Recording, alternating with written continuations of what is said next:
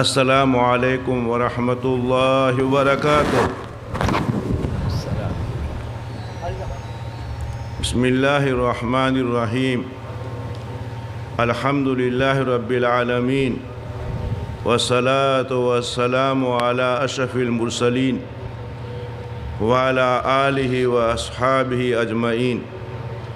اما بعد فاعوذ باللہ من الشیطان الرجیم۔ بسم اللہ الرحمن الرحیم۔ وفوض امری الی اللہ ان اللہ بصیر بالعباد۔ وقال تعالی یا ایھا الذین آمنوا اتقوا اللہ حق تقاتہ ولا تموتن الا وانتم مسلمون۔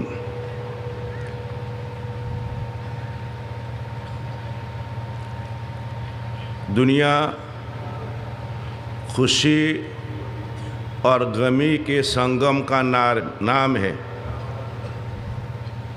کبھی انسان خوشیوں سے گزرتا ہے اور کبھی غم سے گزرتا ہے۔ انسان کی زندگی میں سب سے خوبصورت خوشی کا دن جو ہے وہ نکاح کا دن ہے۔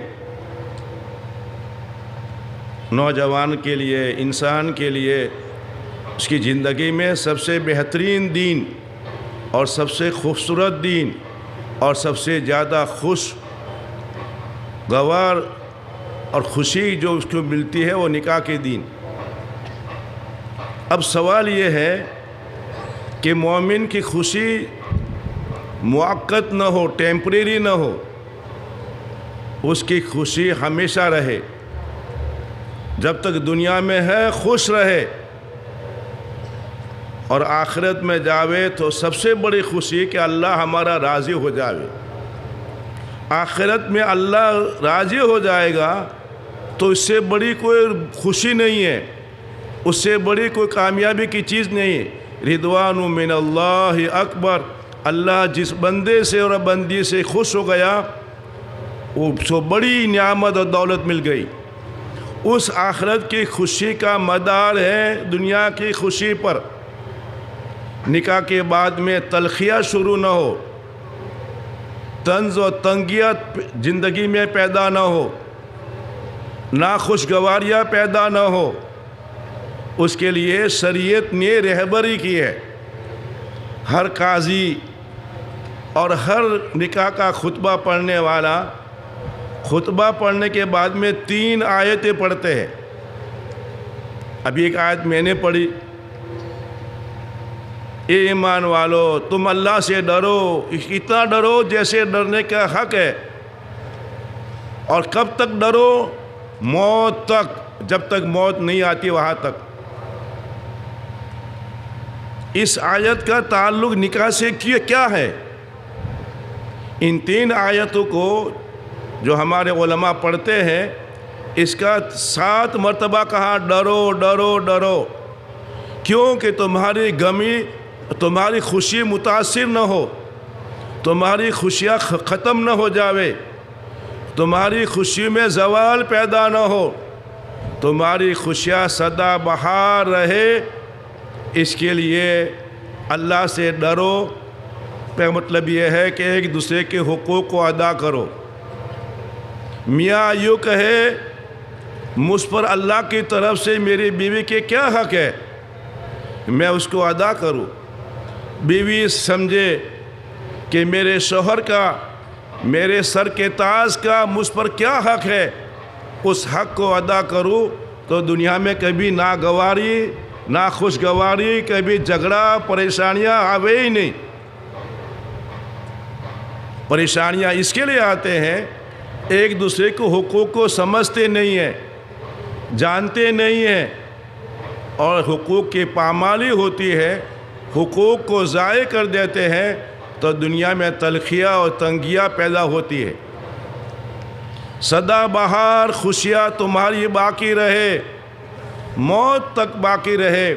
اپنی بیوی کے تعلق سے تم اللہ سے ڈرو۔ بیوی کو کہا ہے اپنے شوہر کے حقوق کے اعتبار سے تم اللہ سے ڈرو۔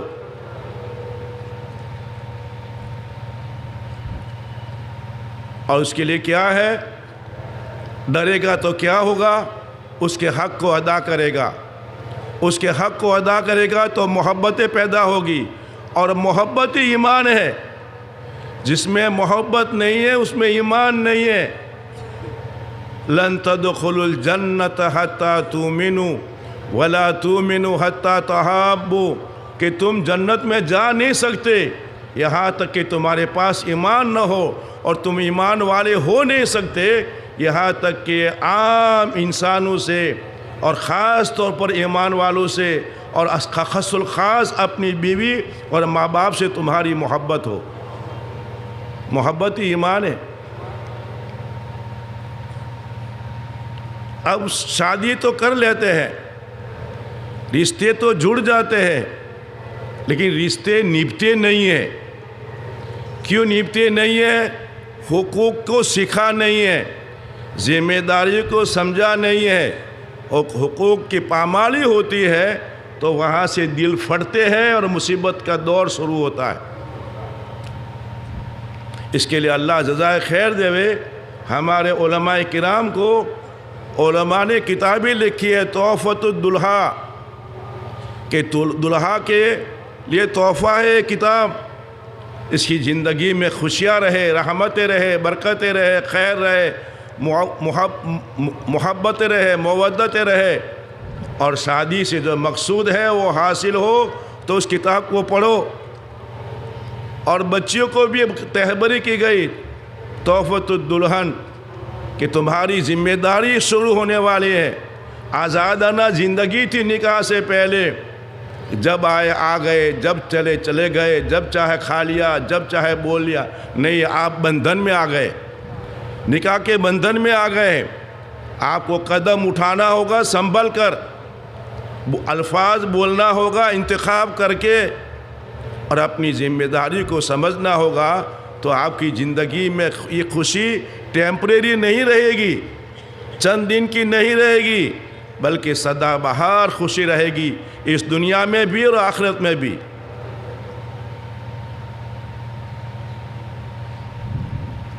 اس کے لیے ایک بیگم نے کورٹ میں کیس کیا، 5-6 بچے ہو گئے، اور پھر بیوی نے کیس کیا کہ میرا آدمی نامرد ہے، اس میں آدمیت نہیں ہے۔ تو جج نے پوچھا یہ 5-6 بچے کہاں سے لایا، کہاں سے آئے؟ کہا ہاں وہ مرد نہیں ہے۔ کیا شکایت ہے؟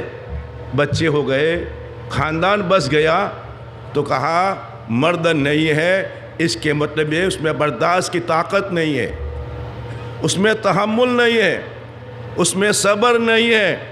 جب چاہے منہ چڑھا ہوا، جب چاہے گالیاں، جب چاہے ہاتھ اٹھانا، جب چاہے گھر میں تماشا، تو یہ مرد کی شان نہیں ہے، یہ نامردوں کی شان ہے، یہ نامردوں کی زندگیاں ہے۔ مرد وہ ہے جو کڑوے گھونٹ کو پی جاوے اور احساس بھی نہ ہو۔ عورتوں کو اللہ نے مرد کی 22 پسلی سے بنایا ہے۔ مرد کے ایک طرف 7 پسلیاں ہیں، ایک طرف 6 پسلیاں ہیں، ایک پسلی کم ہے، اس سے عورت کو بنایا ہے۔ اور پسلی کیسے ہوتی ہے بھائی؟ ٹیڑھی ہوتی ہے۔ ٹیڑھی پسلی کیوں بنائی؟ اس میں حسن خوبصورتی چھپی ہوئی ہے۔ ایک صاحب نے کہا یہ آسمانوں میں ستارے جگمگا رہے ہیں، آسمانوں کو روشن کیے ہوئے ہیں، خوبصورت آسمان ہے، لیکن اس میں ایک مسٹیک ہے۔ کیا مسٹیک ہے؟ کہ بے جوڑ ستارے ہیں، کوئی چھوٹا، کوئی بڑا، کوئی سیدھا، کوئی ٹیڑھا، کوئی بجھا ہوا، کوئی روشنی۔ تو کہا اللہ پاک سب کو ایک لائن سے بناتے تو کتنا اچھا لگا۔ نہیں، آسمانوں کی خوبصورتی ستاروں سے ہے، زمینوں کی خوبصورتی مست عورتوں سے ہے۔ اور اس کو اللہ نے جیسے آسمان کے ستارے ٹیڑھے بنائے ہیں، عورت کو ٹیڑھا بنایا ہے، مرد کی مردانگی کا امتحان لینے کے لیے، کہ اس کے ٹیڑھے پن کو برداشت کر لے وے، صبر کر لے وے، اور اس سے بڑی خیر تیرے خاندان میں، تیرے نسلوں میں منتقل ہوگی۔ تو آدمی وہ ہے جس میں صبر ہو، برداشت ہو، تحمل ہو۔ ہمارے ہندوستان کے اور بر صغیر کے بڑے بڑے علماء، ان علماء کے بڑے استاد الاساتذہ حضرت احمد علی لاہوری رحمۃ اللہ علیہ، ان کے نکاح کا واقعہ لکھا ہے کہ نکاح اس کو کہتے ہیں، جوان اس کو کہتے ہیں، دلہا اس کو کہتے ہیں، خاندان اس کو کہتے ہیں، محبتیں اس کو کہتے ہیں، برکتیں اس کو کہتے ہیں۔ اور بڑے بڑے اہل اللہ، علامہ اقبال جیسے شخصیتوں کی ہدایت کا اللہ نے ان کو ذریعہ سبب بنایا۔ حضرت مولانا علی میاں صاحب کے استاد امام التفسیر، تو زندگیاں برکت والی، محبت والی، خوشیوں والی، راحت والی، عزت والی، چین والی، نہ کوٹھیوں سے، نہ بنگلوں سے، نہ گاڑیوں سے، نہ کاروں سے، نہ کپڑوں سے، نہ پیسوں سے اور نہ سامانوں سے خوبصورت بنے گی۔ زندگی خوبصورت بنے گی اخلاق کے ذریعے سے، صبر تحمل کے ذریعے سے۔ جس مذہب سے نکل کر وہ آئے تھے، اسی مذہب کا بڑا آدمی دارالعلوم دیوبند میں گئے، حضرت شیخ الہند کے پاس، میری بیٹی بڑی ہو گئی ہے، اس کے لیے کوئی مناسب دلہا ہے آپ کے وہاں؟ ہاں ہے۔ تو کہا یہ سارے جو آخری سال ہے اس میں سے کون سا آپ کو پسند ہے؟ تو سب کے آخر میں مولانا محمد علی منگیری آئے، کہا یہ لڑکا پسند ہے؟ کہا پسند ہے۔ حضرت آپ کی چوائس ہماری چوائس، آپ کا انتخاب ہمارا انتخاب۔ مال کی بنیاد پر نکاح کرنا یہ یہود کا مزاج ہے، خوبصورتی کی بنیاد پر نکاح کرنا نصارہ کا مزاج ہے، اعلیٰ خاندان کی بنیاد پر نکاح کرنا ایامی جہالت کا مزاج ہے، اور اخلاق اور دین کی بنیاد پر نکاح کرنا محمد صلی اللہ علیہ وسلم کا مذہب اور دین ہے۔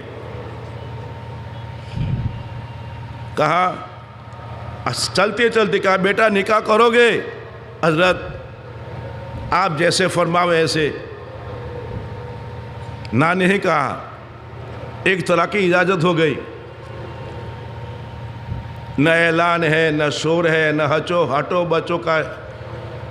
چلتے چلتے دلہا کا انتخاب ہو گیا، داماد کا انتخاب ہو گیا، اور کہا عصر کی نماز میں تمہارا نکاح ہوگا مسجد میں۔ سردی کے دن سے گھر میں ایک ہی جوڑا کپڑا، اور اس کو دھویا، اور وہ موٹا کپڑا ہوتا تو وہ سردی کی وجہ سے وہ سکھا ہی نہیں، خوب اس کو ہلاتے رہے، سکھانے کی کوشش کرتے رہے، وہ کہاں سکھنے والا ہے۔ خسر جناب دیکھ رہے ہیں، اے میرا داماد، اس کے پاس ایک ہی کرتا ہے، جس کرتے میں میں نے صبح میں اس کی زیارت کی تھی اور نکاح کا پیغام دیا تھا، اسی بھیگے ہوئے کرتے کے ساتھ میں دلہا بن کے بیٹھا ہے۔ طلبہ آ گئے، اساتذہ آ گئے، دعائیں ہو گئی۔ باپ نے اپنی بیٹی کو جا کر داماد کے گھر پر چھوڑا ہے۔ محلے کی عورتوں کو معلوم ہوا، اور وہ دلہا ایسے تھے کہ روزے دار تھے، ہو سکتا ہے جمعرات کا دن ہو، اور وہ سوکھی روٹی کھا رہے تھے۔ کسی نے دروازہ کھٹکھٹایا، کہا کون؟ تو اپنے نام لیا، تو معلوم ہوا کہ یہ تو میرے خسر صاحب آئے ہیں۔ کیوں آئے؟ جلدی جلدی کھانا چھپا دیا اور دروازہ کھولا تو اپنی بیٹی کو رخصتی کرنے آئے۔ رخصتی ہو گئی، محلے کی عورتوں کو معلوم ہو گیا، کہ حضرت کا آج نکاح ہوا اور دلہن بھی آ گئی، تو لوگوں نے دعوتیں شروع کی۔ میاں اکیلے تھے، کوئی پوچھتا نہیں تھا حضرت کیا حال ہے، کیسے گزر رہی ہے۔ دلہن آ گئی برکتوں کو لے کر، خیر کو لے کر، رحمتوں کو لے کر، تو محلے والوں نے دعوتیں کی۔ 2 مہینے کی دعوتیں ریزرو ہو گئی۔ 2 مہینے تک نوشاد صاحب کو راشن لانا نہ پڑا اور دلہن کو روٹی پکانا نہ پڑا۔ 1 ہفتے بعد دلہن اپنے میکے میں گئی، اپنے ابا کے گھر پر گئی۔ امی نے پوچھا، عورتیں مائیں پوچھتی ہے، بیٹیا کیسا گھر پایا، کیسا شوہر پایا۔ جو مائیں اپنی بیٹی کو ٹیوشن دیتی ہے اور سکھاتی ہے، وہ گھر تباہ و برباد ہوتے۔ جو مائیں اپنی بیٹی کو صبر اور تحمل اور برداشت اور اخلاق اور نرمی اور پیار اور شفقت، حالات سے گزر جانا اور جھیل جانا، ہمیشہ حالات یکساں نہیں رہتے، ہمیشہ دھوپ نہیں رہتی، ہمیشہ گرمی نہیں رہتی، ہمیشہ اندھیرا نہیں رہتا۔ جیسے موسم بدلتے ہیں اور رات اور دن بدلتے ہیں، جیسے کیلنڈر بدلتے ہیں، ایسے حالات بدلتے ہیں۔ تو ماں نے پوچھا، بیٹیا کیسا شوہر پایا، کیسا گھر پایا؟ امی کیا بتاؤ، میں سنتی تھی، جنت کو سنتی تھی، آخرت کو سنتی تھی کہ مرو گے اور جنت میں مزے کرو گے، مرو گے تو قبر میں تمہارے لیے ایک جنت کا باغیچہ بنا دیا جائے گا۔ امی میں نے تو سنا تھا مرنے کے بعد جنت ملے گی، مجھ کو تو دنیا میں جنت مل گئی۔ تو یہ اخلاق کی بنیاد پر، صفات کی بنیاد پر پہلو کی کارگزاریاں بعد والوں کے لیے رہبر یہ ہے کہ زندگیاں کیسے چلائی جاوے اور زندگیاں کیسے گزاری جائے۔ ہمارے بامبے کے ایک عالم ہیں، اللہ کو پیارے ہو گئے، انہوں نے رات لیلۃ الزفاف، سہاگ رات میں مشورہ کیا، اور مشورے میں 4 امور طے ہوئے۔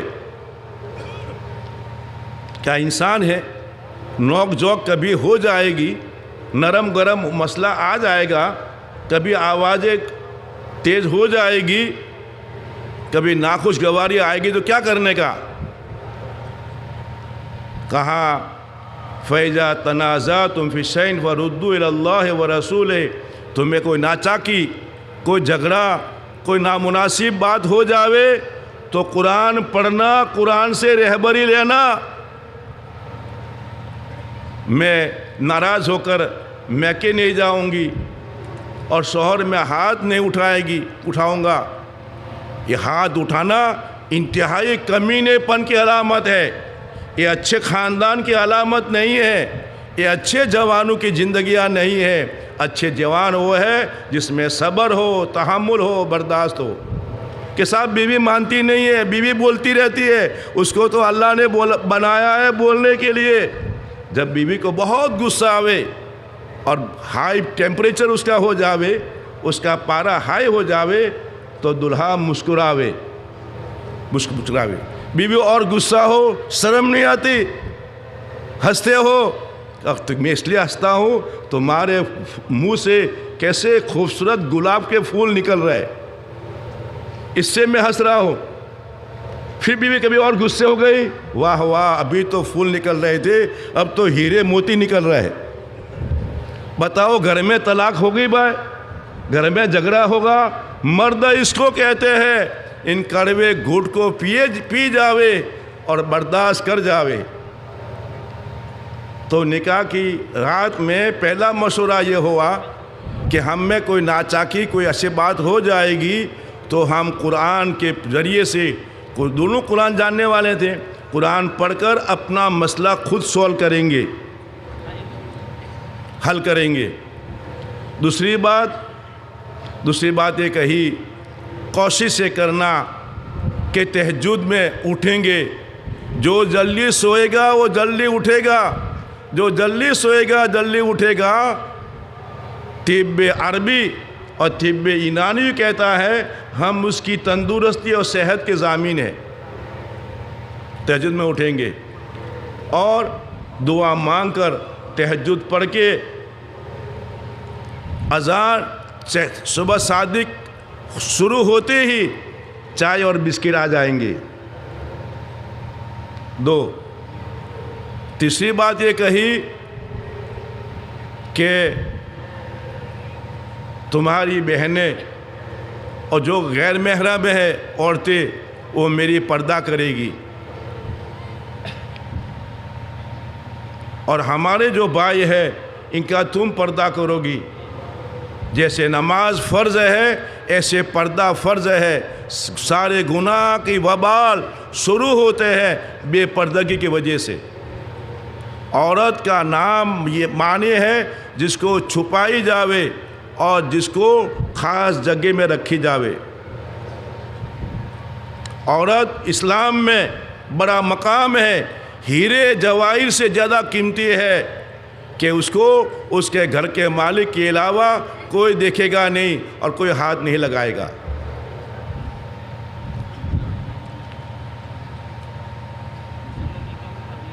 تو یہ اپنے مسائل کو ہم قرآن و حدیث کے ذریعے سے حل کریں گے، پریشان ہونے کی ضرورت نہیں ہے۔ قرآن نے ہر ایک کی رہبری کا انتظام کر دیا ہے، بادشاہوں کا بھی، فقیروں کا بھی، شہریوں کا بھی، دیہاتوں کا بھی، اٹو کے زمانے کے لوگوں کا بھی، راکٹ کے زمانے کے لوگوں کا بھی، خوشی والوں کا بھی، غمی والوں کا بھی، ہر ایک کی رہبری کا قرآن نے انتظام کر دیا ہے۔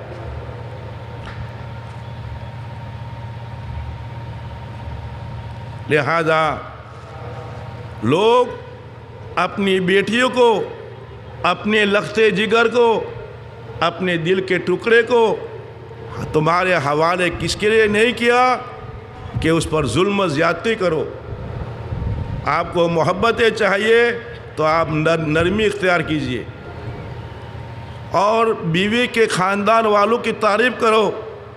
تمہاری امی کتنی خوبصورت، کتنی خوش نصیب ہے، تمہاری امی کتنی خوش نصیب ہے کہ انہوں نے تمہاری جیسی بیٹی کی بہترین تربیت کی ہے۔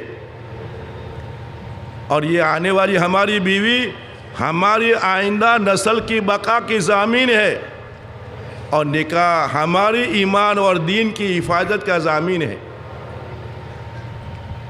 جس نے نکاح نہیں کیا اس کا دین ادھورا ہے، اس کے دین کی تکمیل کے لیے نکاح ضروری ہے۔ تمہاری بیوی کے ذریعے سے تمہارے دین کی اور شریعت کی تکمیل ہوئی ہے، اس کی قدر کرو۔ اور یہ نکاح ایک ایسا عمل ہے کہ ہر عمل موت کے وقت میں ختم ہو جائے گا۔ نکاح ایسی عبادت ہے جو موت کے بعد میں بھی باقی رہے گا۔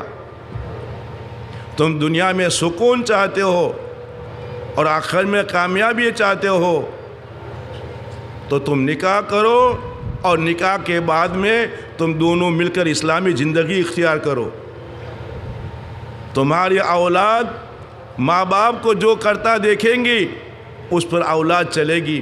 تمہاری نسل کی بقا، تمہارے خاندان کی بقا، تمہاری نسل کے آگے بڑھنے کا سبب یہ تمہاری بیوی ہے، اور بیوی سمجھے کہ میرا شوہر ہے۔ اگر دونوں نے ایک دوسرے کے حقوق کو ادا کر لیا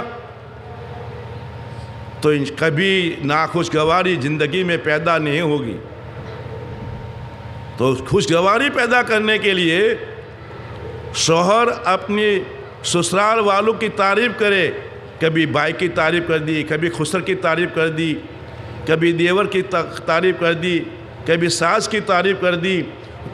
جھگڑے اس کے لیے ہوتے ہیں، رشتے اس کے لیے متاثر ہوتے ہیں۔ آدمی سے نکل کر حیوان بن کر بیوی پر بھی ظلم کرتا ہے اور بیوی کے رشتہ دار پر لعن طعن کرتا ہے۔ اس نے اپنے گھر کو آگ لگا دی، وہ آگ بجھنے والی نہیں ہے۔ تو بیوی بھی اپنے شوہر کے خاندان والوں کی تعریف کرے، تم کتنے اچھے میرے شوہر ہو، خوش نصیب ہو، تمہاری امی نے تمہاری کتنی اچھی تربیت کی ہے، اچھا دین سکھایا ہے، ایک دوسرے کی تعریف کرے، ایک دوسرے کی قدردانی کرے، ناخوشگواری آ جاوے تو برداشت کر لے اور جھیل جاوے۔ تو انشاءاللہ جیسے شادی کے دن میں آپ کو خوشی ملی ہے، یہ خوشیاں سدا بہار رہے گی۔ اس کو سیکھنے کے لیے علماء کی مجلس میں جائیے، علماء سے پوچھئے، اپنے مسائل کا حل چودھریوں سے حل مت کراؤ، ساس سے حل مت کراؤ، رشتہ دار سے حل مت کراؤ، علماء سے حل کرواؤ۔ علماء آپ کی بہترین رہبری کریں گے۔ اور یہ 3 آیتیں جو خطبے میں پڑھی جاتی ہے، اس کے ترجمے کو تقریباً 7 مرتبہ اللہ نے 3 آیتوں میں کہا گیا، اللہ سے ڈرو، اللہ سے ڈرو۔ کبھی خدا کے خوف سے تم نکل جاؤ اور ڈر تمہارا اللہ کا ڈر نہ رہے تو زندگی تمہاری ناخوشگواری میں بدل نہ جاوے، زندگی میں کوئی بگاڑ پیدا نہ ہو۔ زندگی کو خوشگوار باقی رکھنے کے لیے اللہ سے ڈر کے جو حقوق ہے شوہر کے ذمہ اپنے بیوی کے وہ ادا کرے، بیوی کے ذمہ حقوق اپنے شوہر کے ادا کرے، تو انشاءاللہ کبھی دنیا میں ناخوشگواری اور پریشانیاں نہیں آئے گی۔ اور یہ کتاب کو ضرور مطالعہ کرے، بیوی کو بھی کہے اور سرہانے کتاب کو رکھے، اپنا جو بھی پرابلمس آوے، جو بھی مسئلہ آوے، کتاب میں دیکھے کہ کتاب میں علماء نے کس حالات میں کیا رہبری کی ہے۔ کریں گے انشاءاللہ؟ تو دلہا کو انشاءاللہ بولنے کا سب لوگ انشاء بول رہے ہیں۔ اللہ پاک آپ حضرات کو ہنستا اور مسکراتا رکھے۔ بسم اللہ الرحمن الرحیم۔ الحمد للہ نحمده ونستعینه ونستغفره ونؤمن به ونتوکل علیہ ونعوذ باللہ من شرور انفسنا ومن سیئات اعمالنا من يهده الله فلا مضل له ومن يضلله فلا هادي له ونشهد أن لا إله إلا الله وحده لا شريك له ونشهد أن سيدنا ومولانا محمدًا عبده ورسوله أما بعد أعوذ بالله من الشيطان الرجيم بسم الله الرحمن الرحيم يا أيها الناس اتقوا ربكم الذي خلقكم من نفس واحدة وخلق منها زوجها وبث منهما رجالا كثيرا ونساء واتقوا الله الذي تساءلون به والأرحام إن الله كان عليكم رقيبا وقال تعالى يا أيها الذين آمنوا اتقوا الله حق تقاته ولا تموتن إلا وأنتم مسلمون وقال تعالى يا أيها الذين آمنوا اتقوا الله وقولوا قولا سديدا يصلح لكم أعمالكم ويغفر لكم ذنوبكم ومن يطع الله ورسوله فقد فاز فوزا عظيما قال النبي صلى الله عليه وسلم النكاح من سنتي وقال من رغب عن سنتي فليس مني أو كما قال عليه الصلاة والسلام۔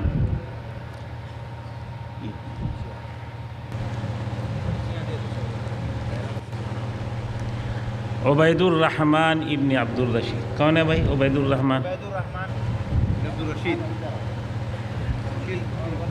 ان کے وکیل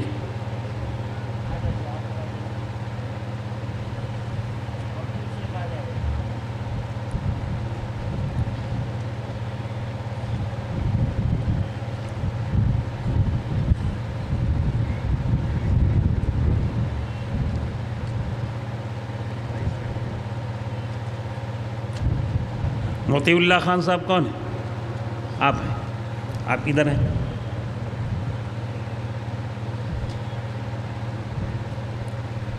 آپ بچی کے کیا والد ہیں؟ ٹھیک ہے، تو آپ تو وکیل نہیں بلکہ ولی ہیں۔ بچی کا نام صبیحہ خاتون ہے، مہر 10 گرام سونا بشکل زیور طے ہوا ہے۔ بھائی عبید الرحمن ابن عبد الرشید صاحب، صبیحہ خاتون بنت مطیع اللہ خان نے اپنے آپ کو 10 گرام سونا بشکل زیور مہر کے عوض میں حاضرین مجلس کے روبرو آپ کے نکاح میں دیا، کیا آپ نے قبول کیا؟ زور سے بولیے، میں نے ان کو مائک دو نا بھائی۔ وہ نہیں آئے گا، یہاں تک نہیں آئے گا، یہاں تک نہیں آئے گا۔ ہاں بولو۔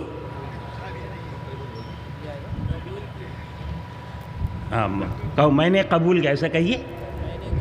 ہاں بارک اللہ لنا وبارک علیکما وجمع بینکما بالخیر۔ ہو گیا آپ کا نکاح، جزاک اللہ۔ دوسرے کون ہے؟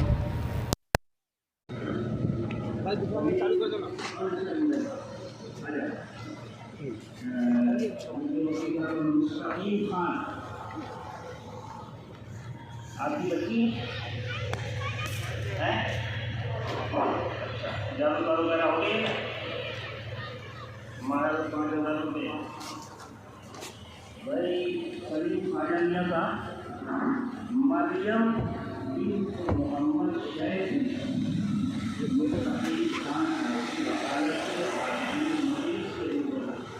اپنے آپ کو 5,000 روپے نقد مہر کے عوض میں آپ کے نکاح میں دیا، کیا آپ نے قبول کیا؟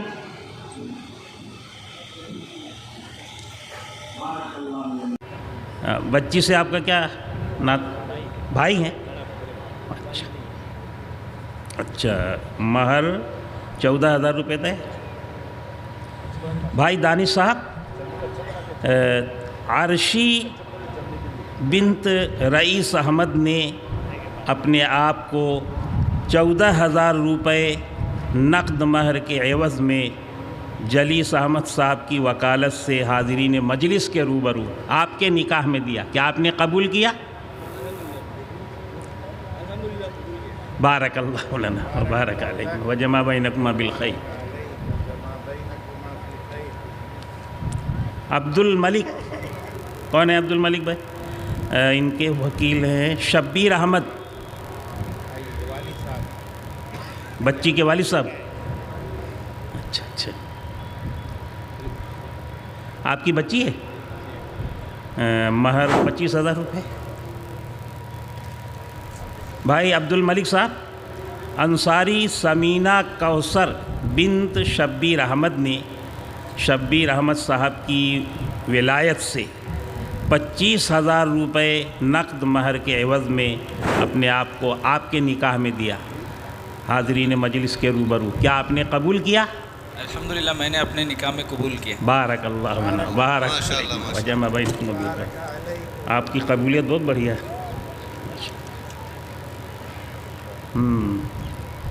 یہ عبید اللہ کیا ہے؟ عبید اللہ مظہر کون ہے؟ عبید اللہ مظہر صاحب کون ہے؟ انصاری عبید اللہ مظہر، آ جائیں۔ ان کے وکیل ہیں فیروز احمد۔ فیروز احمد کون ہے؟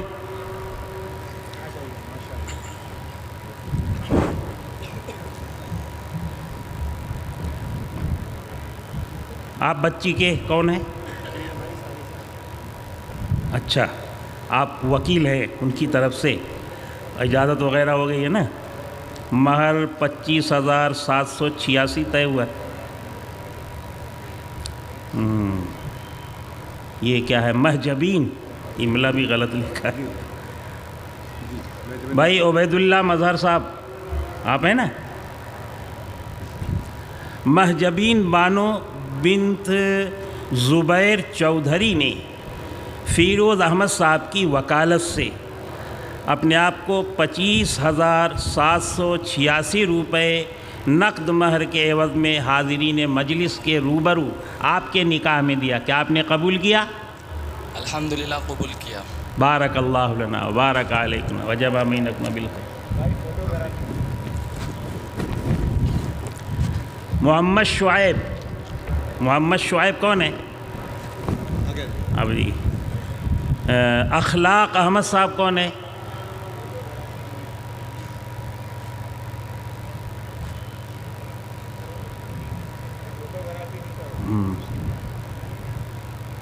بھائی اخلاق صاحب، بچی کے آپ کیا لگتے ہیں؟ آپ کی بچی ہے؟ 20 گرام سونا مہر طے۔ بچی کا نام عظمیٰ فردوس ہے نا؟ بھائی محمد شعیب صاحب، عظمیٰ فردوس بنت اخلاق احمد قریشی نے اخلاق احمد صاحب کی ولایت سے اپنے آپ کو 20 گرام سونا بشکل زیور مہر کے عوض میں حاضرین مجلس کے روبرو آپ کے نکاح میں دیا۔ کیا آپ نے قبول کیا؟ الحمدللہ قبول کیا۔ بارک اللہ لنا وبارک علیکم وجمع بینکما بالخیر۔ ہو گیا؟ دعا درود شریف پڑھ لیں، دعا ہو۔ اللہم صلی علی سیدنا و مولانا محمد وبارک وسلم۔ یا اللہ یا رحمن یا رحیم یا کریم یا سبوح یا قدوس یا غفور یا ودود یا ذا الجلال والاکرام انکا علی کل شیء قدیر یا ارحم الراحمین یا اکرم الاکرمین یا ذا القوة المتین یا راحم المساکین و یا ارحم الراحمین۔ یا اللہ ہم سب کی گناہوں کو معاف فرما، خطاؤں سے درگزر فرما، اس پورے مجمع کو قبول فرما، اس مجمع میں اس اجتماع میں جو کچھ کہا سنا گیا ہے سب کو قبول فرما، پورے اجتماع کو قبول فرما، ہدایت کا ذریعہ فرما، ایمان کی، اعمال کی اور دین کی نشر و اشاعت کی کا ذریعہ فرما کر یا اللہ اس کی آبیاری فرما، اس کے بابرکت اثرات کو پورے علاقے میں پورے عالم میں پھیلانے دینے کے فیصلے فرما۔ یا اللہ سب کو قبول فرما، ہونے والے ان نکاحوں کو قبول فرما، اس میں خیر اور برکت نازل فرما، زوجین میں الفت محبت پیدا فرما، ایک دوسرے کے حقوق کی ادائیگی کی توفیق نصیب فرما، دین کے سچے خادموں کے صدیوں تک کے اس سلسلے کے وجود میں آنے کا ان نکاحوں کو ذریعہ فرما، ہر طرح کے شرور سے، ہر طرح کے فتن سے اور ہر طرح کی مکروہات سے طرفین کی حفاظت فرما۔ یا اللہ پوری امت کی مغفرت فرما، امت کی یا اللہ امت پر نگاہ رحمت اور شفقت ڈال کر یا اللہ امت کی عزت اور عافیت کے فیصلے فرما، امت کے دین و ایمان کی اور امت کے جان و مال عزت و آبرو کی حفاظت فرما۔ اے اللہ دونوں جہان کی بھلائی نصیب فرما اور دونوں جہان کی ذلت و رسوائی سے حفاظت فرما، ہم سب کو اپنے نیک اور بھلے بندوں میں شامل فرما، صالحین کی صفات سے آراستہ فرما، حضور پاک صلی اللہ علیہ وسلم کے صدقے اور طفیل میں دعاؤں کو قبول و منظور فرما۔ وصلی اللہ تعالی علی خیر خلقہ محمد وآلہ واصحابہ اجمعین برحمتک یا ارحم الراحمین۔